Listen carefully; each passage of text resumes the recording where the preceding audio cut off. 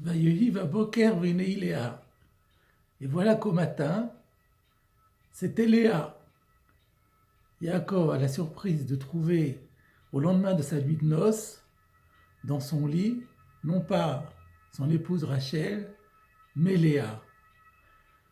Rachi rapporte le commentaire de la Gemara dans Megillah, page 13b, qui dit que pourtant Yaakov, qu'il n'était pas né de la dernière pluie, s'était méfié de la fourberie proverbiale de son beau-père Lavan, et il avait convenu avec Rachel des signes qui lui permettraient de l'identifier, même si Lavan les plongeait dans le noir et se procédait, comme il l'a fait, à une substitution de personnes. Alors qu'est-ce qui s'est passé? C'est qu'au moment où Rachel s'est rendu compte que, effectivement, c'était Léa qui avait été introduite auprès de Yaakov à son détriment, elle a tout d'un coup pris conscience de l'humiliation incroyable qui allait être de celle de sa sœur. Et elle a pris sur elle de révéler à Léa les signes dont ils étaient convenus. Et c'est ça qui a fait que Yaakov a été complètement induit en erreur.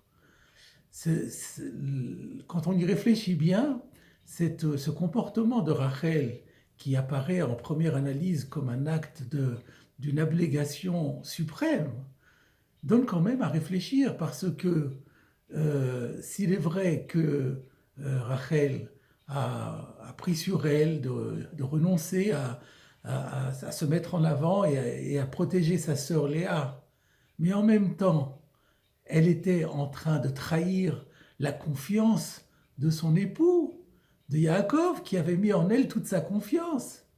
Et voilà que, de manière délibérée, unilatérale, elle fait échouer le stratagème qu'avait mis au point Yaakov, si bien que Yaakov se retrouve au petit matin floué lamentablement. C'est une question qui n'est pas posée par les commentaires classiques, mais un maître contemporain, Rabbi Moshe Geffen, qui est décédé il y a quelques années, a proposé la réponse suivante. C'est que Rachel avait bien compris que Yaakov, de son point de vue, ne demandait pas mieux que d'épouser les deux sœurs, qui étaient toutes les deux des modèles de piété, des justes extraordinaires. Yaakov n'aurait eu qu'intérêt à avoir ces deux épouses à une époque où la polygamie était complètement en vigueur.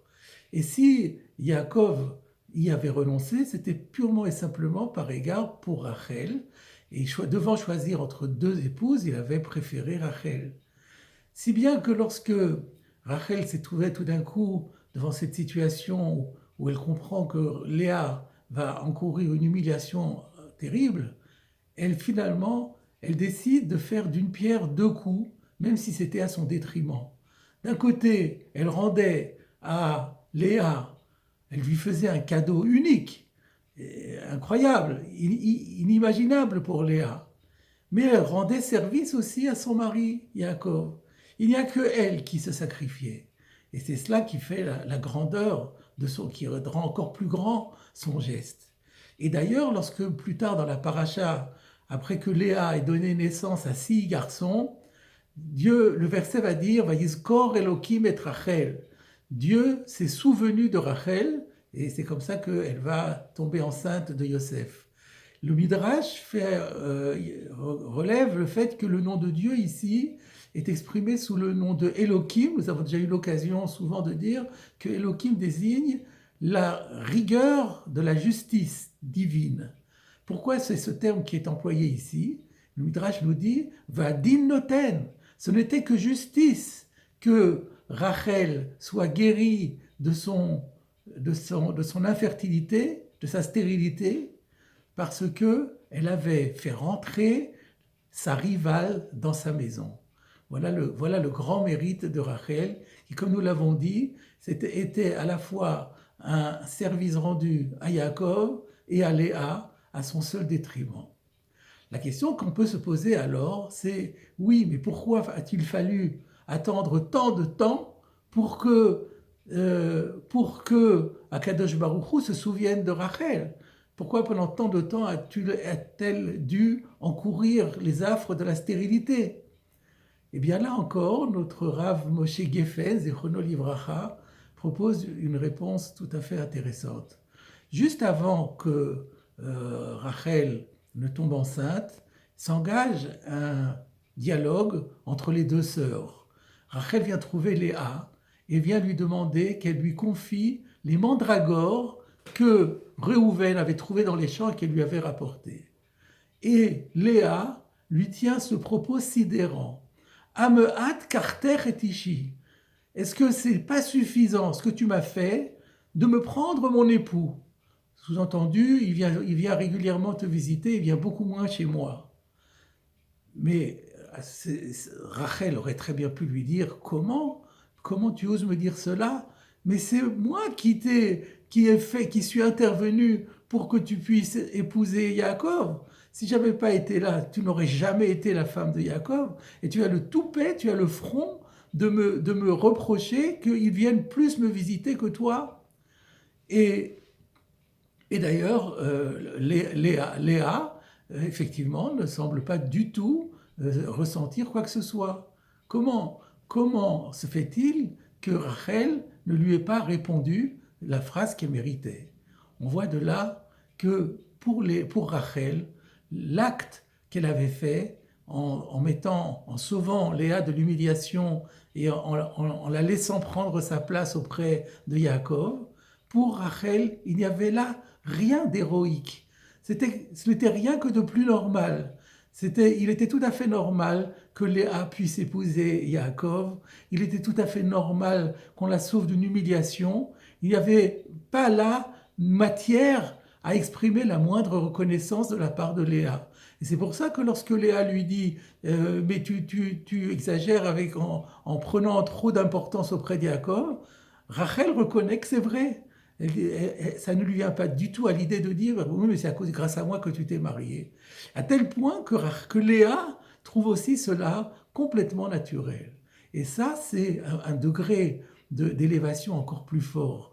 On voit que le comble de la générosité, c'est lorsque celui qui pratique cette générosité n'a même pas conscience de faire quelque chose dont il a lieu d'être fier, mais il fait quelque chose qui est tout à fait normal, qui était indispensable de faire, qui est tout à fait ordinaire. Et là, la grandeur de Rachel devient plus importante encore aux yeux d'Hachem. Là, elle a fait la preuve de son niveau de générosité exceptionnel, et c'est cela qui va lui permettre de tomber enceinte, d'accoucher d'abord de Yosef, puis ensuite de Binyamin.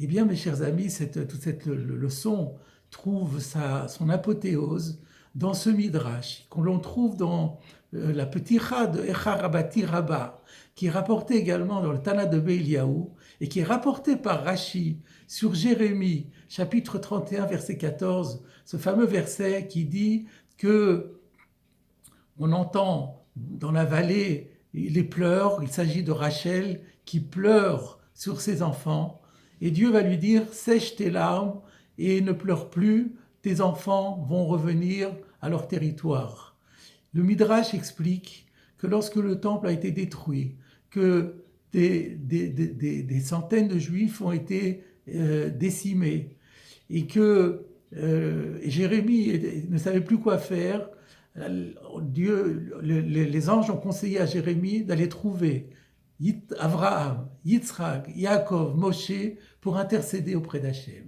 Et chacun intervient auprès de Dieu en lui rappelant tous les actes invraisemblables de piété, de sacrifice et de fidélité à Dieu dont ils ont chacun fait preuve, chacun à leur niveau. Et cela ne suffit pas, Dieu reste inflexible. Et lorsque Rachel intervient et qu'elle lui rappelle qu'elle avait fait rentrer sa rivale dans sa maison, elle dit à Dieu, je n'ai pas été jalouse de ma sœur, et toi tu serais jaloux des idoles, parce que les enfants d'Israël ont adoré des idoles au lieu de t'adorer toi, tu vas leur en tirer grief. Et là, l'argument de Rachel va être un argument qui va être définitif. Et c'est de là qu'est venue notre tradition, que dans les moments les plus délicats, c'est toujours à Ima Rachel, à notre matriarche Rachel, que nous nous adressons, parce qu'elle nous a montré un exemple de générosité et d'amour de l'autre que nous devons absolument euh, reprendre à notre compte et que, en marchant dans sa voie, nous pourrons faire en sorte que son mérite nous protège auprès d'Akadosh Baruch Hu.